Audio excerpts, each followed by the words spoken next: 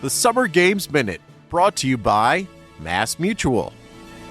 For most professional athletes, versatility means they can play a few different positions in a single sport.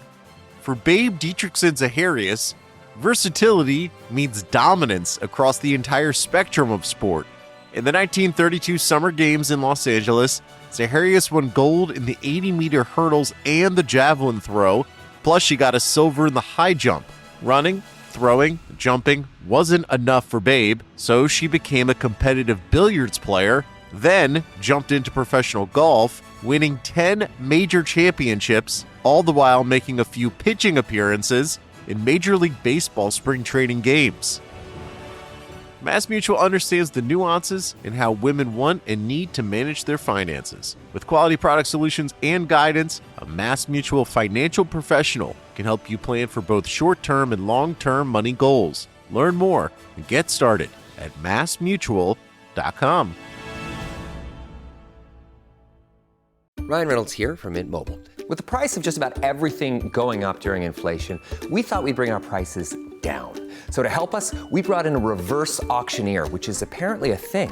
Mint Mobile Unlimited Premium Wireless. How to get 30, 30, bit to get 30, bit to get 20, 20, 20, bit to get 20, 20, bit to get 15, 15, 15, 15, just $15 a month? Sold! Give it a try at mintmobile.com/switch. $45 up front for 3 months plus taxes and fees. Promo rate for new customers for limited time. Unlimited more than 40 gigabytes per month. Slows full terms at mintmobile.com. The most exciting part of a vacation stay at a home rental? Easy. It's being greeted upon arrival with a rusted lockbox affixed to the underside of a stranger's condo. Yeah, you simply twist knobs, click gears, jiggle it, and then rip it off its moorings, and voila! Your prize is a key to a questionable home rental and maybe tetanus. When you just want to get your vacation started by actually getting into your room, it matters where you stay. At Hilton, we deliver your key right to your phone on the Hilton Honors app. Hilton for the stay. The Athletic.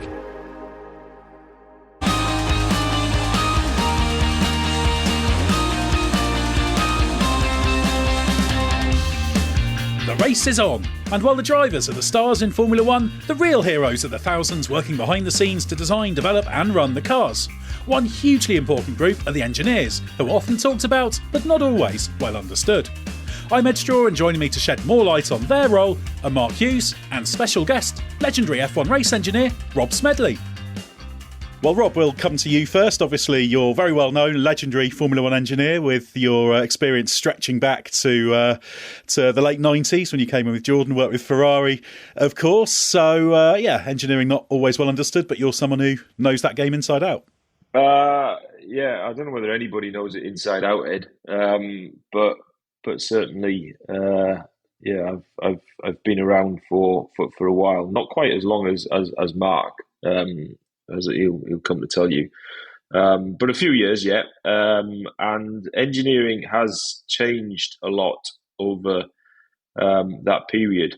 I'm interested in the comment about we're not very well understood as a breed of people, because I think once an engineer, always an engineer, no matter what position you end up in. So you see there's this trend now of engineers becoming team principals, but they're very, very different as a breed of team principal from a more classic team principal, which is from a more business point of view. And before that, team owners like the wheeler dealer were quite a different breed in how we go about things. I get that. So I'd like to explore that a bit more, about that bit that we're not very well understood. I think it's because we're too detailed. I think because we can't be superficial. We have to get down into the detail and understand every bit of what's being said and try to convey that as well. Now I'm, kind of doing stuff more in the outside world. My business, we've got a commercial team, and they try and keep me away from like new clients, because I tend to just like over explain everything and make everything far too complicated. And it's not. I think, the rest of the world, non-engineers aside, like things which are a lot simpler. No, well, that's certainly something we're going to delve into in this podcast. We'll briefly say hello to Mark as well, making it a double bill of very northern guests, which I think is ideal for this podcast. How are you, Mark? I'm very well, thank you. Yeah, northeast if you want to get really specific, but yeah. Well, it's all north to me. Rob's a bit of a cockney as far as I'm concerned. Mark's from the posh end of the Northeast. He likes to kind of lay it on thick that he's not, but he's not. He's from the posh end. I didn't know there was a posh end. You see, this is all new. Oh yeah, there's definitely a posh end. Go and have a look around Benwell. You'll see how posh it is. All right, Mark. Yeah, you're going to be welcome going to Benwell. So, I mean, everybody got very familiar with you when you were at Ferrari and Williams, Rob. But what have you been doing since you left Williams? So I think people would be interested to know about that. So when I left Williams at the end of 2018 and then spent 2019 kind of flitting about and, taking, I don't know whether I would call it a well-earned rest, but certainly a rest. There's certainly people out there who do harder jobs than working Formula One. I probably deserve rest more than I did. But anyway, I took a bit of a rest in 2019. 2020 was a bit disrupted with COVID, but middle of 2020, end of 2020, 2021, we started the business. It is eponymously named as Smedley Group. I didn't name it for any of the. I'm mortally embarrassed that we've called a business after me. I went to a posh London agency and paid them a lot of money, and they came and said, "This is what we think you should call it." I went, right, checks in the post. It's really taken all the learning that we've built in Formula One. There's a group of guys that kind of come and join me in the venture. Taking all the learning that we've got in Formula One around engineering, technology, analytics. We are at the forefront in Formula One of analytics and simulation more than any other industry or sector in the world. I know that because lots of other sectors and industries will come to Formula One and ask for help in that very area. So it was kind of taking all of that and then building a business, offering services, building products around that, which is really cool. We're doing lots of good stuff now with some major, big brands in the world, and that's just continuing to grow and grow and grow, which is fantastic. And then there was a purpose-driven element of it as well. What I wanted to do when I kind of sat and pondered in my latter years at Williams about how do you give back to the community.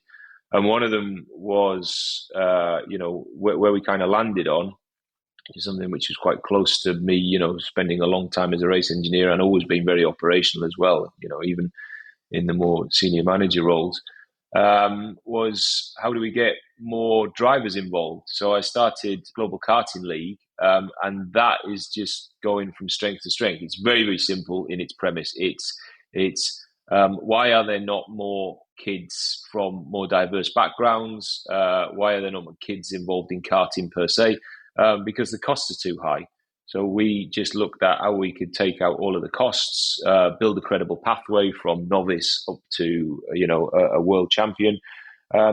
We've, been successfully operating that, and that again has gone from strength to strength in the UK. And now this year, we're going to roll that out to global locations external to the UK.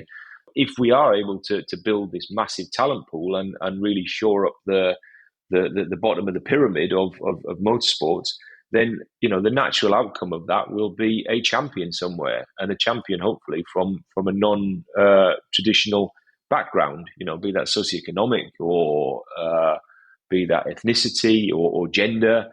The more kids we can get involved, the better it is for me, and I'm really, really enjoying this journey. It's a great initiative, and it's great to have the sentiment of trying to give something back. There's an interesting point you made there about trying to make it cheaper, get the barrier to entry down lower, and obviously that's a big challenge in motorsport with the technology involved. There is just stuff in it that is expensive. So how have you gone about that, and are there some lessons that perhaps can be learned in terms of higher up the ladder to actually make things a little bit less costly, or is that just about people trying to take out less money? Well, it's a little bit of the latter. I don't know. I don't know whether there's anything that can be learned, especially at the top. Formula One is doing its own very commendable job with the cost cap to make it more affordable.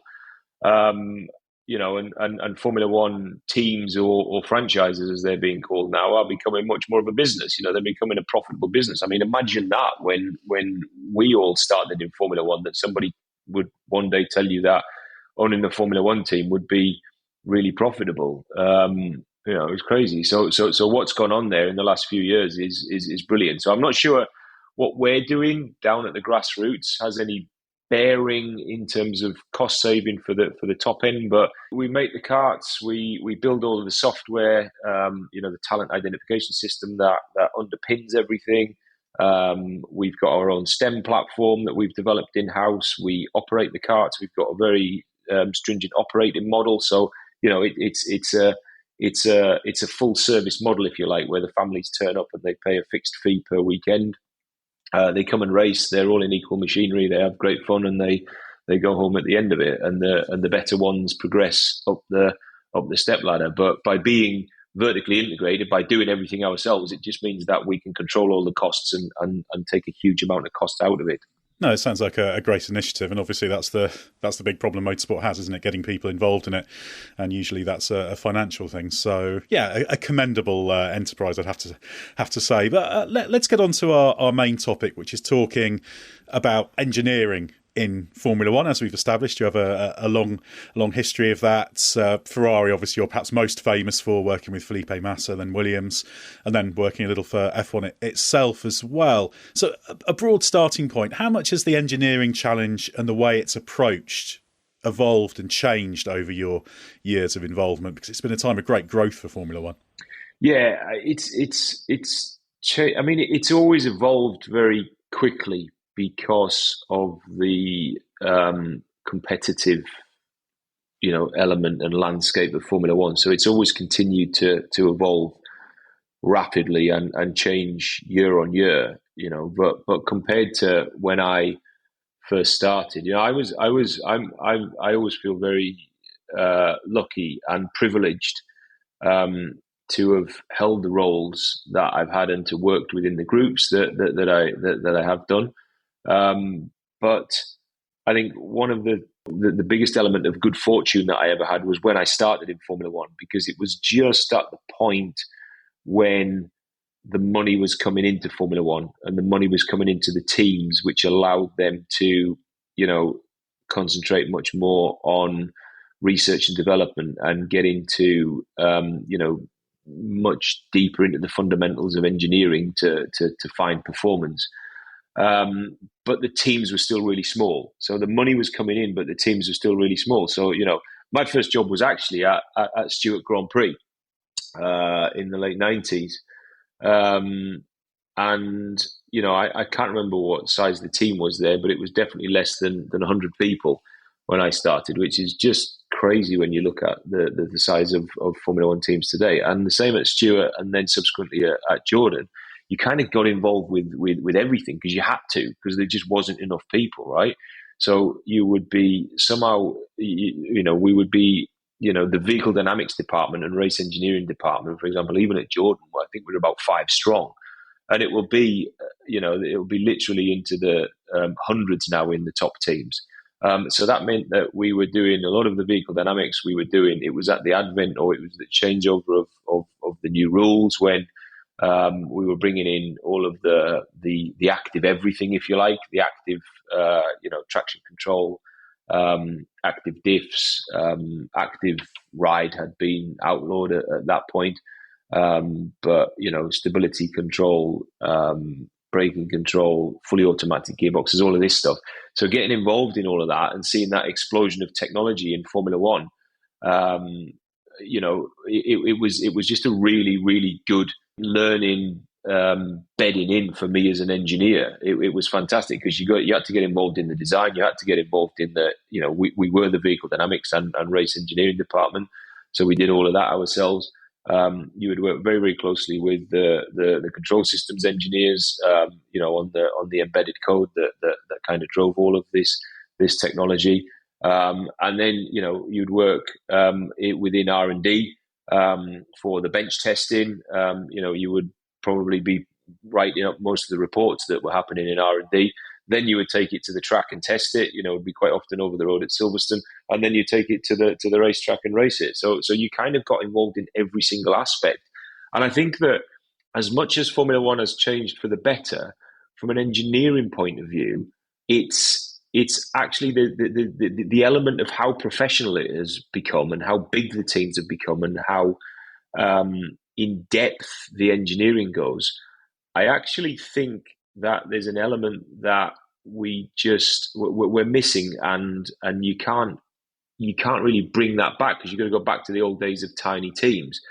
In that the young engineers don't get the grounding that my generation got. So my generation we got to see everything, as I've just explained, and that's why my generation are now, there's still all of the chief technical officers, there's still all of the technical directors, they still make up, they're now becoming all the team principals. It's why my generation it's difficult to kind of move us on, right? And that's not good for any industry. You want to be able to create, these, highly intelligent generalists that can come up through the ranks and one day run teams. So we got to look at, it is something that needs to be considered, and the teams need to consider this as well. It's a team centric problem, is to how do you create these great all-rounders, and how do you create them in numbers as well? Because my time, when I started in Formula One in the late 90s, we were being created in numbers, if you like. There was lots of us like kind of hanging around, and you get the natural wastage that some of them go out of Formula One, some of them don't make it, some of them don't like it or whatever. But then you've still got this group of senior leaders that will one day, as is the case now, kind of run Formula One from the team's point of view. So yeah, that's my take on it, and it would be good to see how the teams are going to approach this for the future. No, it's an interesting consequence of that increasing specialisation, isn't it? Just everything becomes more fragmented, so you get incredible detailed knowledge in your one area, and then it's harder to connect it all up in terms of people's own concept of it. But Mark, obviously, how do you? Obviously, you take a keen interest in the engineering side. You've never shied away from the fact that Formula One is a complicated sport, or motorsport is complicated. How big a challenge do you think that is for teams, what Rob's just described there, in terms of trying to see that big picture, see the wood from the trees, engineering-wise? That's what separates out the really good ones from the others, really, that the big picture understanding and being able to see the wood for the trees. And also, you tend to find, because I spend a lot of my time asking engineers to explain things to me so that I can translate it and hopefully make it understandable to readers. And you tell the really good ones can usually explain quite a complex thing in a very understandable way, and that's usually a sign that they've got a very good handle on it. And it was Adrian Newey once said to me, if an engineer's telling you something and you're not understanding it, it's probably not your fault. It's probably his. He's probably not, got a full handle on the subject himself. So Rob was talking earlier on about how much you go into the detail, and of course you do, but it's also about the big picture, the generalist, as Rob was talking about. And it's a quite a complex mix of skills, really, that the best ones have. Yeah, it's an interesting thing. And to come back to what we talked about briefly right at the beginning, this question of engineers not being well understood, obviously, I think there's a tendency from the outside for people to believe that it just takes all the mystery and excitement and interest out of it. It's just putting numbers into a computer and it spits out answers, and it's a sort of cold and straightforward thing. But Rob, it's obviously much more complicated than that, isn't it? The actual world that the engineers work in, and trying to make sure that you're looking at that big picture and connecting everything up. That's the big challenge, isn't it? It's not just press a button and it gives you an answer. It's almost a far more human endeavour than that. Yeah, it's absolutely a human endeavour, and I think this is where natural intelligence is still way beyond what artificial intelligence is, and will be for some time to come. And you've got to. I always used to say to and I still, it's still a comment that I make now. Like use computers and simulation and analytics for stuff that computers and analytics are good at, right? And then use your, human skills, use your natural intelligence for things that computers aren't good at. So use computers a Formula One engineer should never. I think there was a notion back in the early 2000s that we would all be able to plug some numbers in a simulation and it would spit the right number out. Formula One, like anything in life, is just far too complex and far too complicated for that to ever be true. And wouldn't it be boring if that was true? But you can use, first principle methods to be able to guide you in the right direction, to guide you within the boundaries of where you need to be. But you still need to be able to make that decision, which is based on intellect, based on experience, based on being able to assimilate a really complex problem, a little bit like very much like what Mark just said, being able to assimilate a very complex problem in your mind and being able to visualize the outcome, or being able to visualize the solution and then work back from that. It's amazing, and it still amazes me now, like in Formula One, outside of Formula One, when we start to use technology for technology's sake, right? When there's a really clear and simple solution, start at where you think the solution is and then work backwards from there. Use the technology to help you get to your objective, not the other way around. So I do think that, and this was always the beauty of Formula One for me, working directly in Formula One, is that having to kind of visualize a complex problem, and work with your colleagues to kind of, visualize what that solution is and then work backwards from that. That's a thing of beauty. And I think that's something that I've always, perhaps if I've got any skills in life, it's being able to kind of, see, 3, 4, 5, 6, 7 steps ahead and say, this is how I think this is going to turn out. Now let's work towards that, because that's a really positive outcome. But what are the steps to get us there? And I think that for me has always been a really enjoyable part of engineering, and then marrying that with maths and physics to get to the right answer and to produce something which is more optimized or faster or lighter or whatever it is that you're trying to do. And then, of course, that's all operating in a world that is erratic and unstable and messy. The arena that, say, an F1 car runs in, it's not steady state, is it? Whereas, obviously, in an ideal world in a simulation, if it's steady state, that's the perfect thing. But then there's so many of these variables that I think on the outside as something that get really underestimated, how much difference all these things, temperature, for example, can just transform the way things are approached. Yeah, I think from that point of view, it's almost amorphous, right? And this is where I talked about using simulation and analytics and the tools to help to narrow down your field of vision, or to narrow down where you're going to optimize around your solution. But that's all they can ever do, really.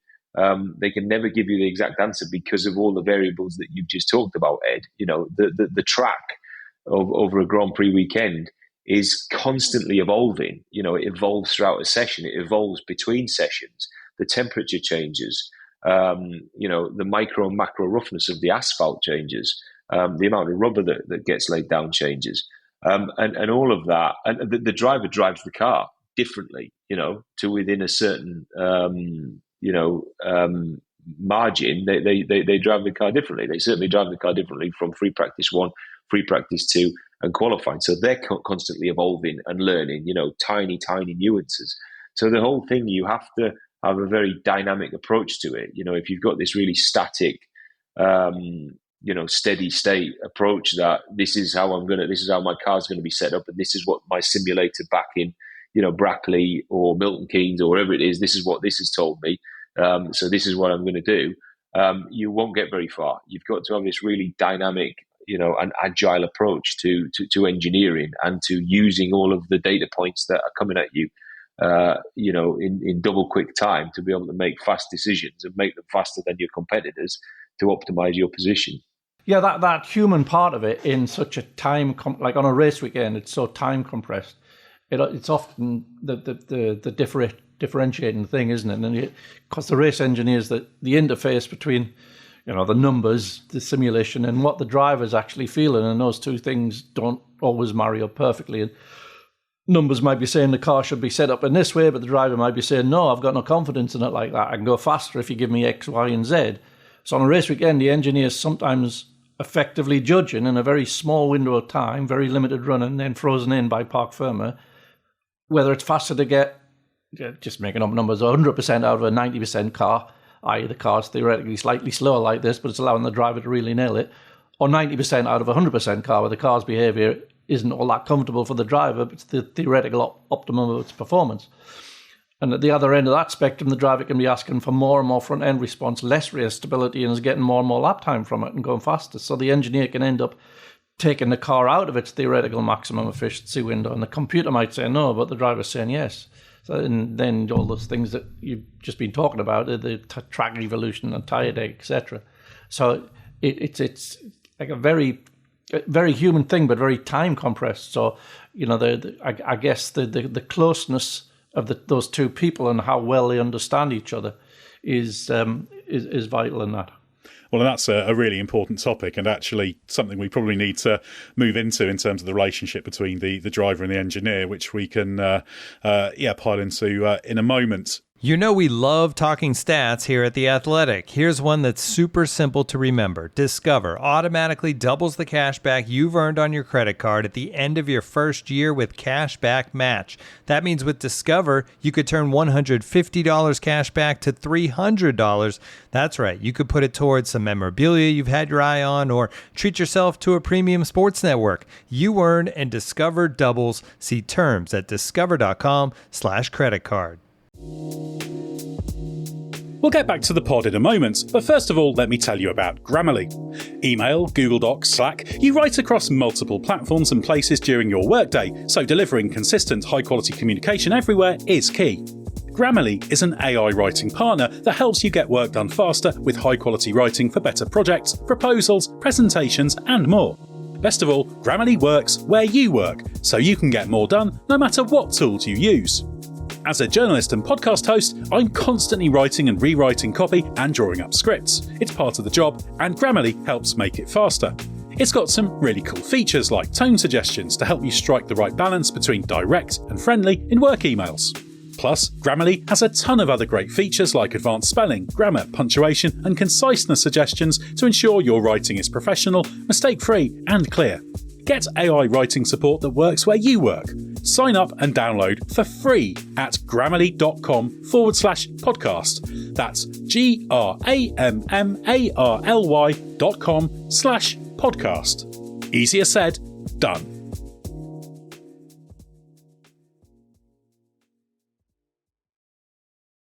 Right, Mark, to come back to this point you were making about the driver's role, there's also the broader question of the human side of it. And obviously when Rob was Felipe Massa's race engineer for many years at Ferrari famously, a lot was made out of how well that relationship seemed to work in terms of the level that Felipe was able to operate at, the success they had. So I guess that's an example of what the right engineer can mean for a driver, not just in terms of how they interpret their engineering, their feedback input, but also exploits performance, that sort of two-way street. That's a great showcase the way that worked, wasn't it?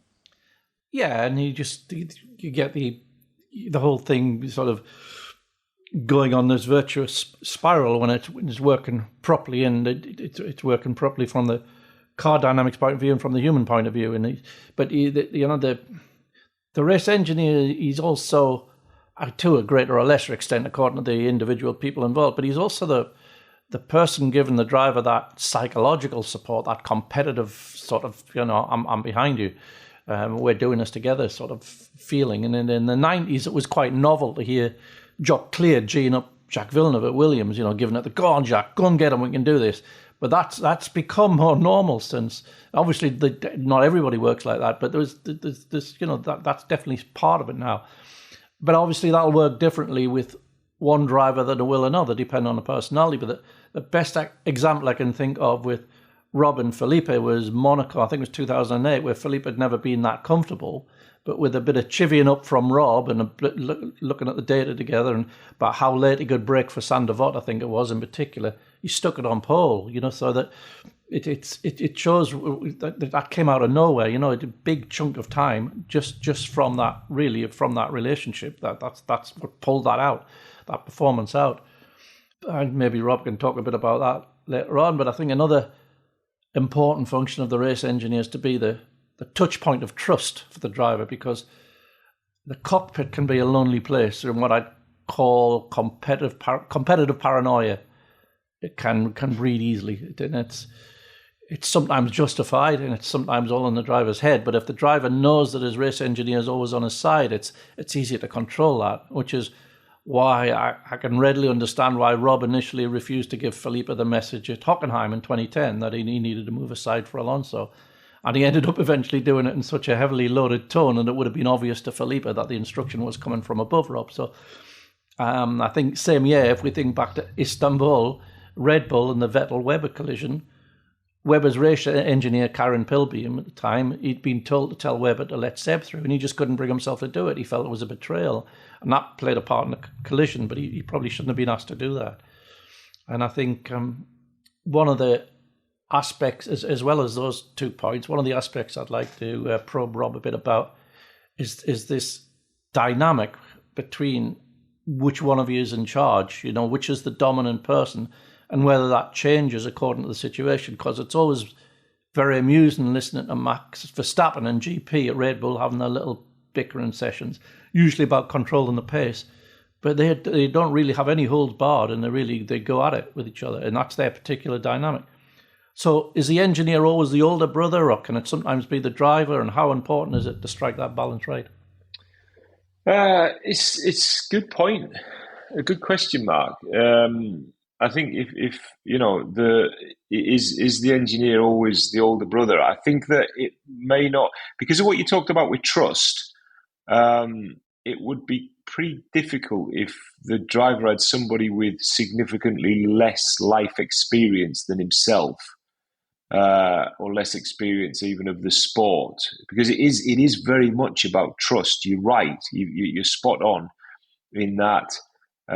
You are the one person sometimes that driver will know that he can trust implicitly. Not all the time, but depending on the situation, the driver will know that his race engineer, he can trust him implicitly as long as they've got that relationship. And I think that has to come, that they have to rely on them as well as maybe somebody who's got a little bit more experience, and they can in certain situations look up to us. I'm sure Max does with GP now. But I do think who is. It's a good question as to who's in charge, and I think in any good relationship, in any good partnership. And this is applicable, to any business. It's certainly applicable to my business now. I don't think you have to have like this strong hierarchy where you say, I'm in charge and therefore I will arbitrate the final decision on every single occasion. I think the world has changed now, and there's certain situations where, like in any business, but if you take a Formula One driver and a Formula One race engineer, in some situations, you might have to rely more heavily on engineering knowledge and just the bigger picture knowledge. And in other situations, you're going to have to rely more heavily on, what the driver is feeling, what the driver wants to do. Because, going back to your 90 and 100%, concept that you were talking about before, Mark, sometimes you do have to kind of just allow the driver to get the most, allow him to do the maximum that he can do to feel comfortable in a car that's not fully optimized, because that's going to be the best outcome for him, for you personally, for your car personally, and the team.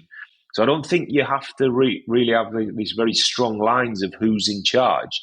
There are times when the driver, will give the engineer a kick up the backside, and certainly vice versa. Right throughout all of my career with the drivers that I worked with, I always, the one thing that I wanted was complete honesty, complete trust, and complete transparency. And if you've got all of them, you're going to get into situations where there's going to be some, slanging matches. Hopefully they're not always over the radio, not slanging matches as such, but you're going to have really, really frank and honest conversations. Which, with the passion of Formula One, with the emotion of Formula One, can sometimes boil over to be quite emotional themselves. Those conversations, I've had plenty of them, but they're like anything, right? With people that you really trust and in a way care about.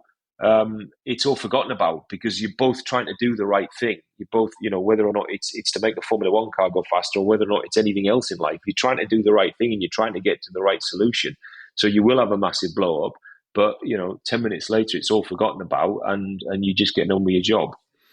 So going back to that Monaco example with Felipe Massa, Rob, I think that's a really interesting example of that trust side, because I know at the time some people kind of criticised it as, again, we're coming back to a misunderstanding engineers, like it was almost remote controlling the driver and this was terrible. But actually, I thought it was a really interesting and almost human thing. You can spot a performance opportunity, give the feedback, and then he's able to have the trust. It's like, right, he's told me that, I'm going to do it, which is also a fantastic piece of driving. So I think that's a great example of something that's the fusion of the engineering and the human and all these things that's very much what motorsport's about. Yeah, it was. I mean, I know the example you're talking about. There wasn't an instantaneous trust in what I was telling him. Let's put it that way. It took until the very last run in Q3 for him to do it. And there were certainly some, we were going about heated arguments. There were certainly some strong words just before he went out for that final run in Q3. I think, in less flowery terms, said I didn't think he was a very nice person. And just as he put his visor down and left 2 black marks leaving the garage, he said, "And I don't think you're a very nice person either." And he was well fired up, and I was well fired up. And I think that if probably hadn't got pole position, then he would have driven it back to back permit, and we would have, we might have even come to fisticuffs in the pit lane. We were both quite fired up at that point.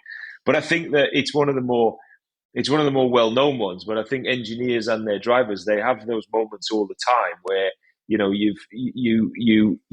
when to push it, right? So I know that we're looking at data, and I know there's more grip. I know that this car has more capacity to brake later into that corner.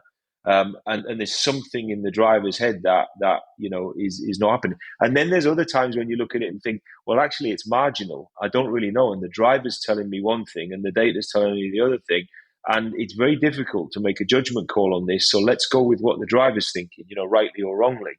And it's those former times when you're absolutely certain about it, like in qualifying in 2008, in Sandoval, where I was absolutely certain that there was more capacity in the car and the tyres to brake later. And Felipe kept saying, "No, I can't brake later, because if I brake later, I'll go straight on." I said, "You won't go straight on. The front, you'll actually make the front work better." And we went on and on and on with this argument over about an hour, which culminated in about 3 minutes towards the end of the qualifying session, us both saying that we didn't think the other one was a very nice person. But that's such a great example as well of the dynamic, because of course people might not remember, you weren't Felipe's race engineer at Ferrari right from the start. I think you took over doing that a little bit into the season because it wasn't quite working, and that's often not a question of one race engineer being no good and another one being good. It's often a question of that dynamic, and there's obviously, everyone will know, there's different dynamics between types of people, and that's one of the other fascinating things. That sort of style of communication that you just referenced obviously worked brilliantly for you and Felipe, but it might not work so well for others. So that, I guess, is the other area where there's that very intangible human element comes into it. Yeah, you've got to have. You're absolutely right, Ed. I mean, I knew that.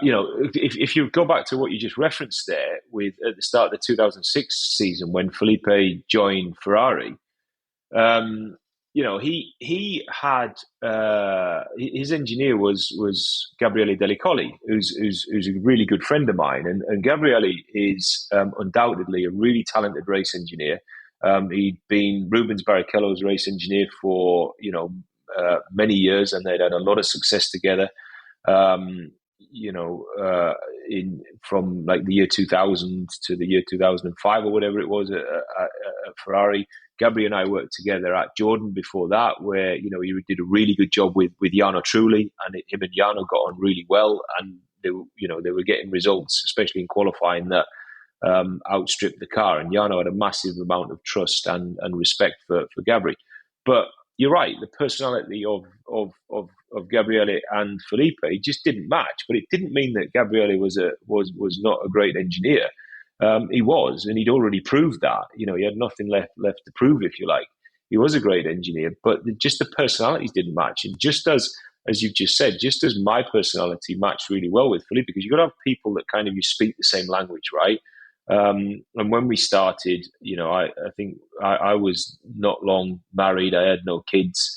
And by the time we finished our relationship, our professional relationship in Formula One together, if you like, we'd both, he was married. We both had kids. We'd both grown up a little bit, as much as you ever can. And we kind of, that was like a coming of age together with two very similar personalities. I think two guys with very similar value sets. I think it's important to recognize that. If you've got two people that have two completely different value sets, they're never going to get on. So for me, it worked, and that dynamic worked of how we could be so open and honest with each other. But it wouldn't work with me and other drivers. You're right. There's drivers that I would, still now when I watch Formula One on the telly, there's drivers that I would love to engineer, and drivers that I think, don't know, we probably wouldn't get on, and then it just wouldn't work from that point of view. Yeah, and that's a window that viewers have increasingly got, isn't it, in terms of that radio communication that's running. Obviously, it's only selective, so you don't hear the full thing. But if you follow the onboards, as obviously we do regularly, you can often build a much broader picture of how that communication works when it's not the more headline grabbing stuff. But yeah, it's a really interesting aspect, especially when you've got, I guess, the driver is perhaps the most multi-channel sensor in the car, aren't they, as well? So when you're talking about actually understanding the car, and coming back to the point Mark made about the feedback and that kind of thing, the driver doesn't sort of give a nice single-channel answer, but they are the point that connects everything on the car, and I guess that means they're the most valuable tool in terms of trying to connect all those massive number of data channels, data points. So that's, I guess, the heart of the engineering side of the driver-engineer relationship, translating that into something tangible. Yeah, it is, and it's a good point, Ed. You got to be able to. It's a key skill of the engineer and of a race engineer. And if you can't do this, you're not going to be a very good race engineer. It's as simple as that. So you've got to be able to take what the driver is saying. The drivers are not engineers, they're not physicists, they're not mathematicians, so they don't talk the same as you would with your engineering colleagues. But they have a very, they'll all have a very nuanced way of describing things in the car. And actually, I didn't realize how at the very, again, it was probably something that I could do quite naturally, as to understand what the driver was saying and then, repurpose that into something that the rest of the crew could understand, and give direction on that as well. And you evolved over time to really understanding that actually this is a really crucial and critical role that you're playing here, because it's I would say a high percentage of times, I don't know what it is, but I would quite often listen to the driver and then kind of wander off. And especially latterly, when I was no longer race engineering, and the driver would say something, it might be, formerly Valtteri and Felipe at Williams, and then, the drivers that came after. And I would quite often just be kind of, sat on the pit wall or stood at the back of the garage, just listening to the driver. And then I'd kind of go and join the engineering discussion and think, actually, you've missed the crucial bit of information that the driver's trying to tell you there. Yeah. And there's a real key skill to getting that. So they might have taken the real superficial stuff, but they'd missed the key bit. And again, as someone who was a bit older at that point, you can quite often give younger engineers that bit of knowledge to say, well, if you listened here, what he was actually trying to say, I think, is this. So if you go and explore this bit of the data, you'll probably find where the problem is. And again, that just comes from experience. If you can get that right 8 times, 9 times out of 10, it just means that you've got a lot of experience. in understanding the driver. But yes, it is an absolutely crucial and critical role that the race engineer has to play in translating what the driver said and then repackaging that for an engineering team and a mechanics team so they know what they're doing. I'd just like to ask, because you've worked with more than just Felipe, and you worked with Fernando and Formula 3000, you worked on a test team with Michael, and you worked with others. How would you characterize the different traits, and how were they each different to work with, and how would you summarize what that process was like with each of them as different individuals? I think that they were all very different. All the drivers that I worked directly with were all very different, and all had a very different approach to driving and getting the best performance. So Felipe, he wanted me, especially latterly, just to do most of that thinking, and he would want to tell me what was happening with the car, and then that was kind of it, and the rest of it was up to me. And as long as we give him the right machinery and the right balance, and we knew exactly what type of balance he wanted, he would go out and deliver. Michael was super analytic and very interested in the nuances, and Fernando was very much like that as well. And I would think the key difference I think between Fernando and Michael is that Fernando, like in the first lap in P1, he's 11 tenths, he's flat out, and he's absolutely giving it at 100% all the time. Michael was probably had a slightly different approach to a race weekend. And all of the other guys that I've worked with, they all had very different approaches. And I think that the key bit here is that for me, it was always the job of the race engineer to kind of mold him, hopefully one day herself, to the driver, right? Because there's no point you come in and go, well, I've got the big personality, even with a young driver, latterly in my career, like to think, oh, well, I've got the reputation here, so I'm going to say how it goes. The driver, it goes back to the psychology. The driver has to be super comfortable, right? They are, at the end of the day, a sports person. They're an athlete, and they have to be really comfortable to be able to deliver at the highest level. So if you're trying to be the dominant personality and trying to, put them in a position which is more molded towards your personality, I don't think that would ever work. And I think that would be completely the wrong approach for a race engineer to take. So in my time as race engineering, when I was race engineering, I was always very cognizant that I had to work with different drivers in different ways, to help them get the best out of themselves. But it's very interesting to watch how they all approach. It's the same. They all want the same outcome, and it's the same. In general, it's the same job that they're all doing, right? They all have the same job on their job title on their passport, but they all approach it in a very, very different way, And as long as you can understand what those nuances are, you can get the best out of them. Yeah, that's what it's all about. I would urge anybody listening, if you get the chance, to just watch for long periods on boards with people. You start to get a bit of an understanding of the part of the dynamic. It's a little snapshot into how it all works and some of the stuff Rob's been talking about. But yeah, an endlessly fascinating element. Ryan Reynolds here from Mint Mobile. With the price of just about everything going up during inflation, we thought we'd bring our prices down. So to help us, we brought in a reverse auctioneer, which is apparently a thing. Mint Mobile Unlimited Premium Wireless. How to get 30, 30, bit to get 30, bit to get 20, 20, 20, bit to get 20, 20, bit to get 15, 15, 15, 15, just $15 a month? Sold! Give it a try at mintmobile.com/switch. $45 up front for 3 months plus taxes and fees. Promo rate for new customers for limited time. Unlimited more than 40 gigabytes per month slows. Full terms at mintmobile.com. The most exciting part of a vacation stay at a home rental?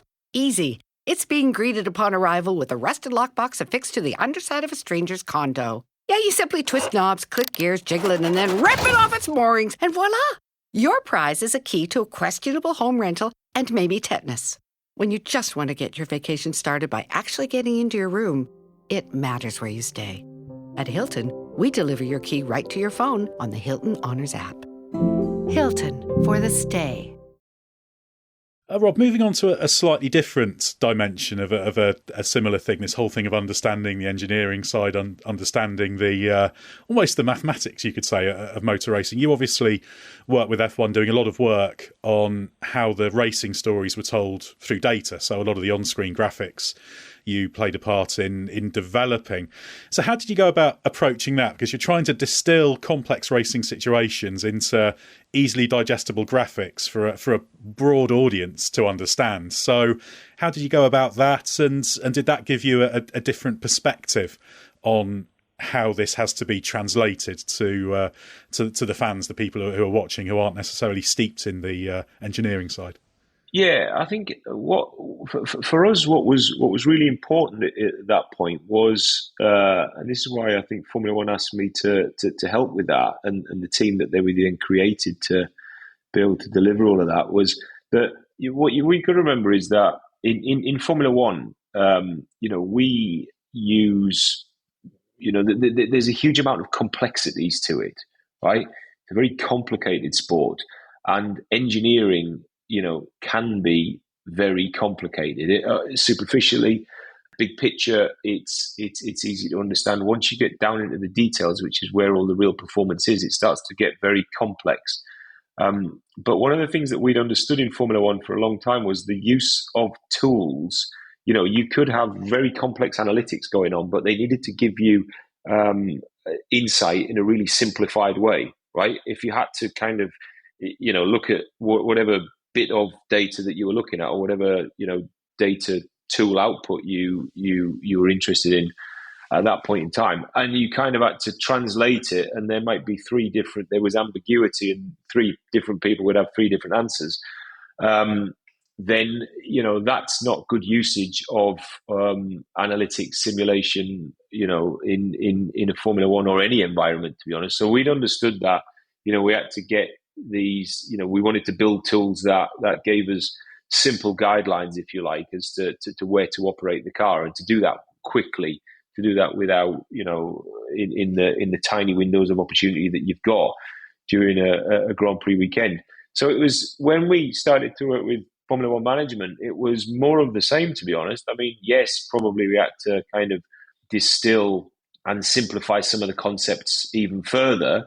But it was only the journey that we'd been on in Formula One for a long time, and for me, it's something that my business, more and more prevalent in this space, if you like, of graphics, building complex models in complex simulation environments to tell eventually a simple story and give the sports fans some insight. And it's really nice, to see that Formula One is absolutely the leader in the field of insight graphics, if you like. Some of the stuff that we've attempted to do there does distill really, really difficult, really quite complex concepts down into something which is more simplified. I would cite the tire graphic, for example. The tire performance life. You can't measure tire performance life, so you've got to build models that infer what tire performance life is, and then you've got to ingest the 2 or 3 channels that you can ingest, put it through this really complex model within the simulation environment, and then pop that out and say, well, actually, this is our 99% best guess of what we believe the tire performance life to be. And I think there's been I was watching one the other day, actually, when Fernando was leading when he's still at Alpine, and he was leading the Hungarian Grand Prix, and Crofty's, rabbiting on, sorry, Crofty, about the fact that Fernando's leading, and I think that, I can't remember who was his co-commentator, but they were saying, it must be coming to the end of needing to use these tyres. He must be coming to the end of the tyre life. He's been out for a long time now, but he's leading the Grand Prix at 41 years old or something like that. And then up popped the tyre graphic that showed that the rear tyres were, at the absolute end of their performance life. And suddenly, Croft, the co-commentator, jumped on that, started talking about that. And then the radio opens, and it's Fernando saying, the rear tyres are done, we need to pit. And then it goes to the pit stop sequence. And that's where the you can really help to nail down and tell a story to the viewer. It's something as simple as, the front tires are green and they're all right. The red tires are red and they're at the end of their life. So I think, trying to distill all of this for the sports fan, the Formula One fan, has been a really important step that Formula One has needed to take. Mark, it'd be interesting to get your comments on this. Obviously, this is something you've been trying to do in a similar way throughout your writing over the years, in terms of not so much live, although you do feed a little bit into some of the live coverage, but in terms of trying to explain these complexities to people so it's digestible and enhances the story rather than baffling people. Yeah, exactly. And it in the same way that an engineer is picking out the important bit and trying to simplify it in his own mind to get the result, you're doing that when you're doing an analysis of a race weekend and why it's turned out the way it has. You're looking for what has been the thing that's moved the needle, that's made the outcome this rather than that. And you're constantly looking for and it's not always the same. It changes from one race to another, or even there's different processes going on within the same race and with different cars and different drivers. So you're just looking for what's the significant things that are determining the outcome, really. And it's a similar thing, but you're doing it with words rather than visuals. Yeah, and it's interesting. There's obviously a lot of potential, Rob, still in the on-screen graphics and that kind of thing, but I guess there's also an artistry to it, isn't there? In terms of, you don't want to give people the answer before it's happened, and I know you can't, or you often can't do that because you're always dealing with probabilistic things rather than statements of fact of what's going to happen because it hasn't happened yet, and there's lots of things that can feed into it. Was that also something that was in mind, trying to do things that enhance rather than take away any anticipation? Because obviously that's what engineers want to do. You want to understand everything.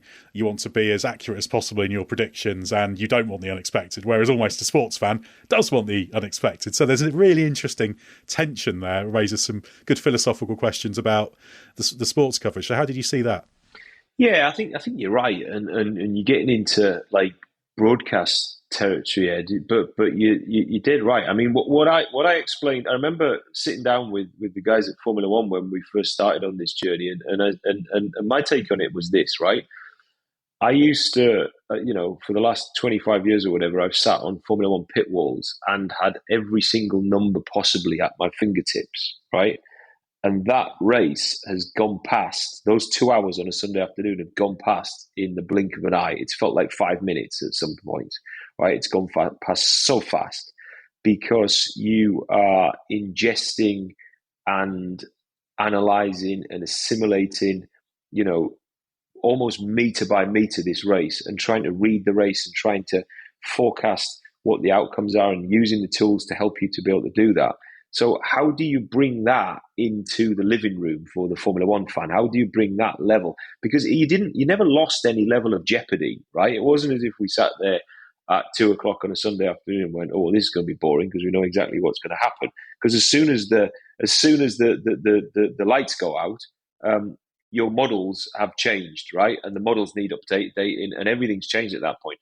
So trying to bring that level of excitement and jeopardy to the Formula One fan is going to be a long journey, but it's something I think that technology definitely has a huge role to play. But you're right, you've got to get this balance right between not telling the story before the story's emerged, if you like, but also go back to that Fernando example that I used. Use technology to enhance what is being seen and spoken about, right? So to get behind, so it's not just a subjective view, if you like. It's not just your own subjective view or that of the commentator or whatever. You've actually got some technology to back this up and go, right, great, I know what that means now. I get behind it, like the undercut graphic. We've talked about undercut for ages. And I think that the majority, especially the new fans, probably had no idea what undercut ever meant, right? So you got a graphic that explains it now. It's basically, there's one car what's already pitted and is out on the track. The other one is out on the track somewhere else. but we kind of bring them all together, what it's going to look like at the end of the pit lane. It just simplifies the whole thing and go, right, the car that's pitted is actually going to come out like half a second in front. And then you see that gap changing and it's dynamic. You're not you're not giving the game away. You're actually drawing the fan more into it. And there's other parts as well, like Formula One is a sport, and like any other sport, there are lulls in the action. If it's a true sport, you can't constantly have edge of the seat action, right? Because you're manufacturing in some way if that's the case. So, there may be like the 10 laps, from lap 5 to lap 15 before the pit stops or something. There's not a great deal going on, but that's just part and parcel of the sport. So how can you use graphics to tell the stories of what's going on that you can't see on the screen? So there's lots of different uses of the technology here. I think you're right. We do have to be careful. You don't want to overload people. You certainly don't want to give the game away, too early. Not that we probably ever can, because, we're engineers rather than magicians, so we can't read the future. But I do think there's a place for all of this in how Formula One fans consume the sport. And I guess, of course, there's also the question of when you've got these expectations and predictions, if they don't go as expected, some people say, that shows how wrong they were. But actually, it highlights where there's something to be understood. So if you've got an undercut that's going to work, and let's say they're going to come out second ahead and they don't, or vice versa, you then say, well, okay, was it a brilliant in-lap? Was there more tyre life than we thought? Was there a mistake? All of those things are pointed to by that as well, which I think is how people quite often misunderstand predictions. Their value isn't always in saying, right, this will happen. It'll be in highlighting things that don't happen as anticipated and pointing to those areas where there's something to be understood that you didn't have the data on before. That's the way I look at it anyway. You're absolutely right. And this is where like the work that Mark does, for example, is so important because it unpacks that stuff, right? Because you can sit there with the best will in the world, right? You can, your undercut example, Ed, is a perfect one, right? Let's pit now because we believe we've got a second worth of undercut in the tyres.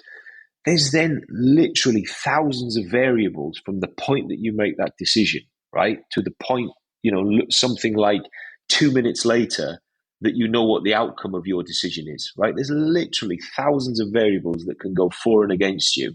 And this is how complex the sport is. This is how complex Formula One is. So, being, the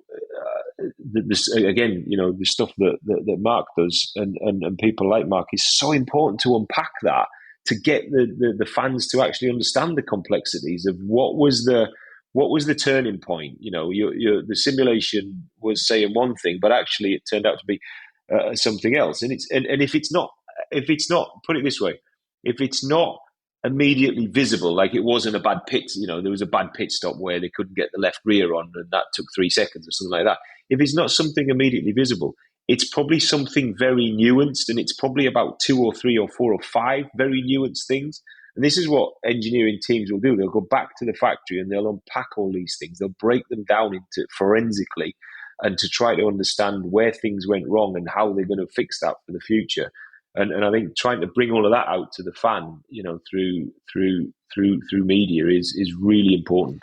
Yeah, very much so, and trying to understand how much things can make differences. Actually, Mark, there was a good example of this. It's a different kind of thing, but one of the few positives about that COVID year is when we had those back-to-back races at the same circuit. And I always remember the 2 Silverstones were fascinating because you went from a race where people were struggling with the front tyres.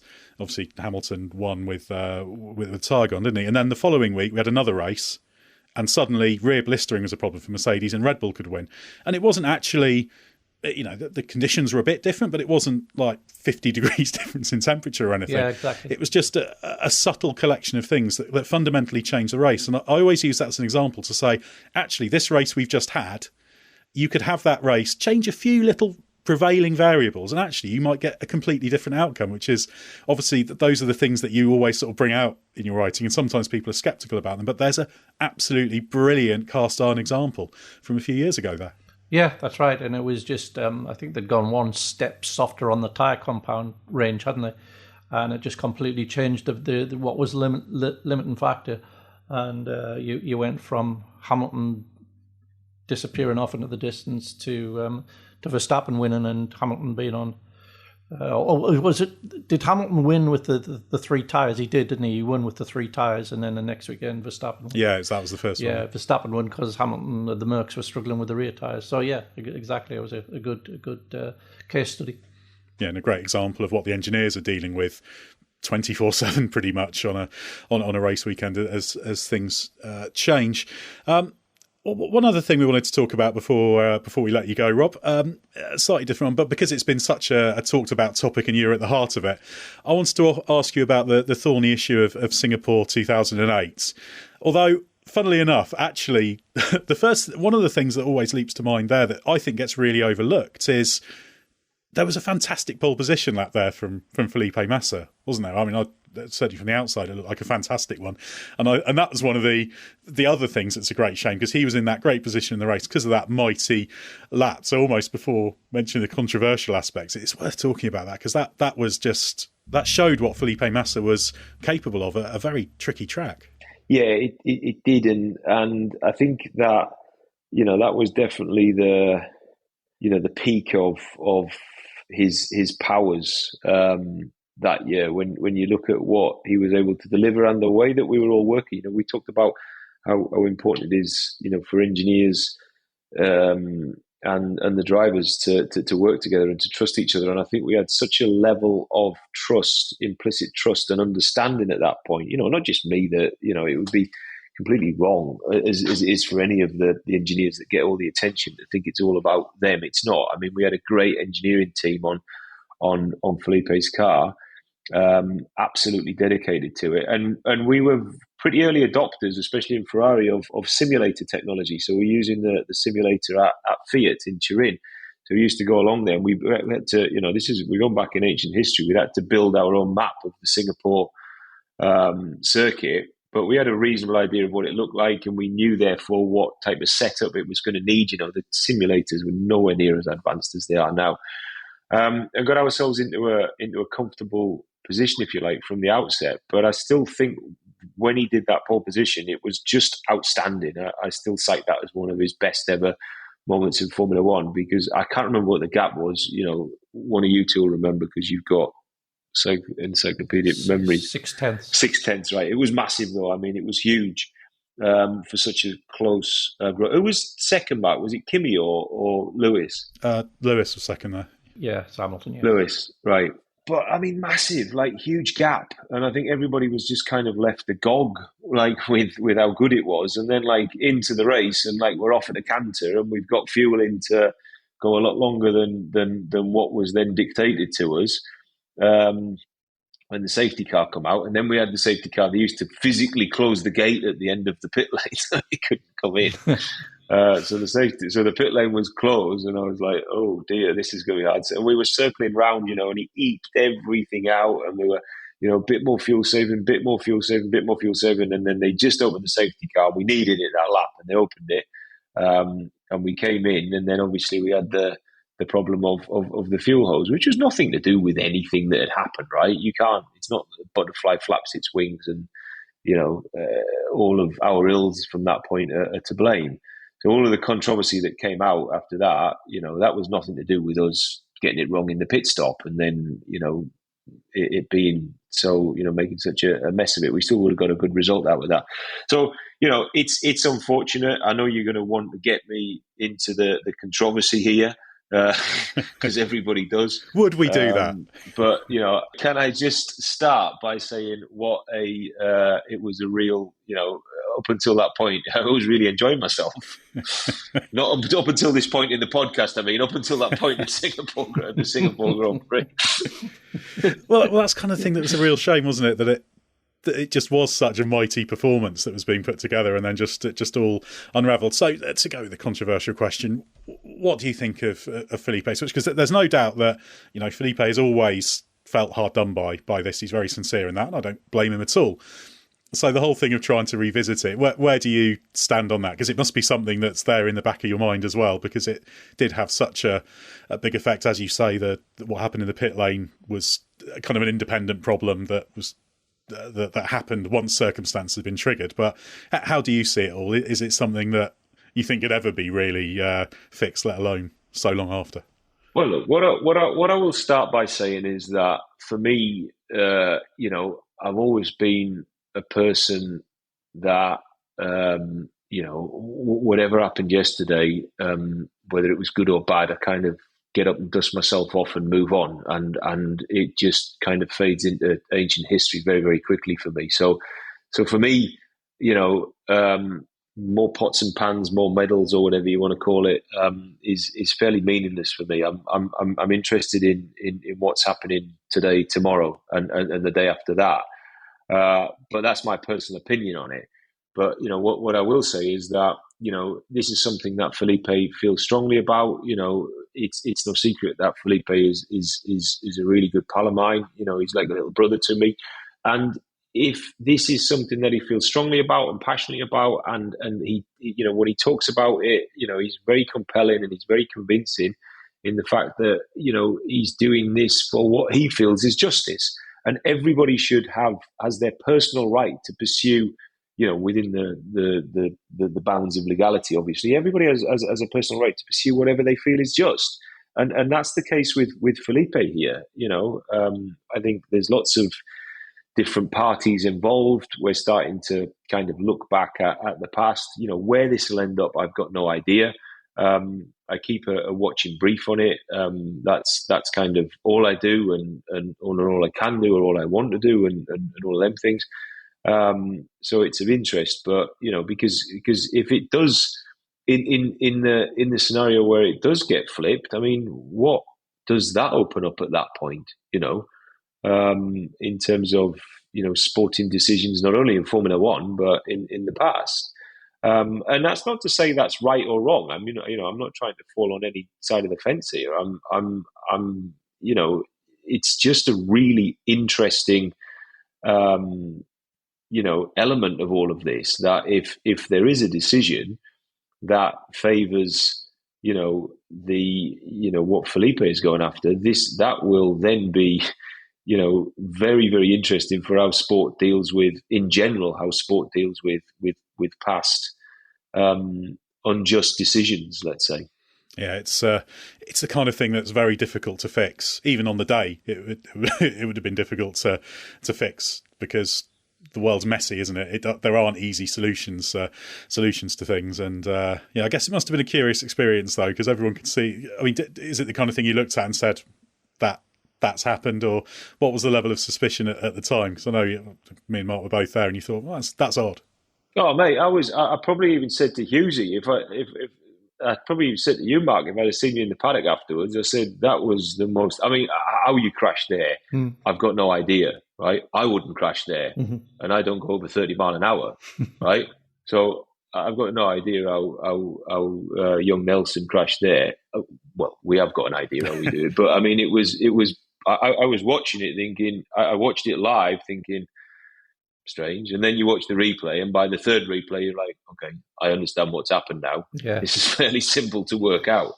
So, I mean, it was obvious straight after what had happened, then what the ramifications and the repercussions and how you gain justice and all the rest of it. But I mean, I don't think there was anybody with any element of doubt especially within, my close circle, within Ferrari, within, the guys that I would have talked to in the paddock afterwards, that you said, well, yeah, that's pretty clear what happened there.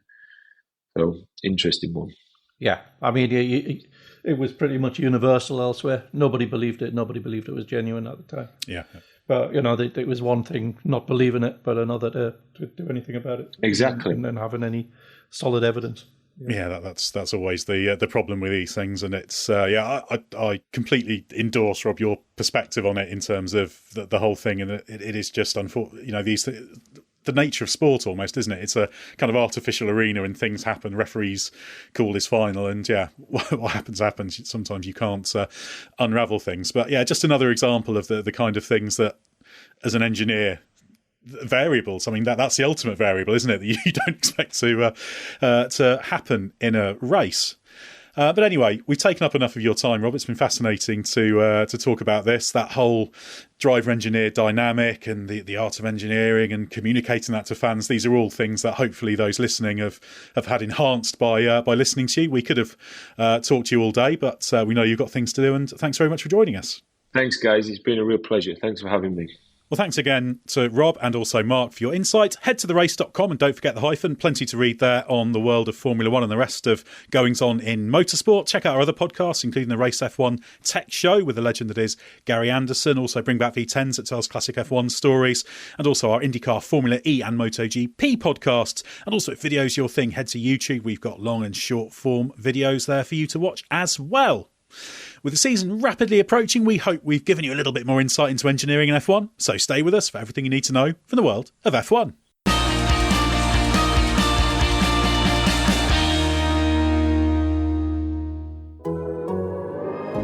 The Athletic.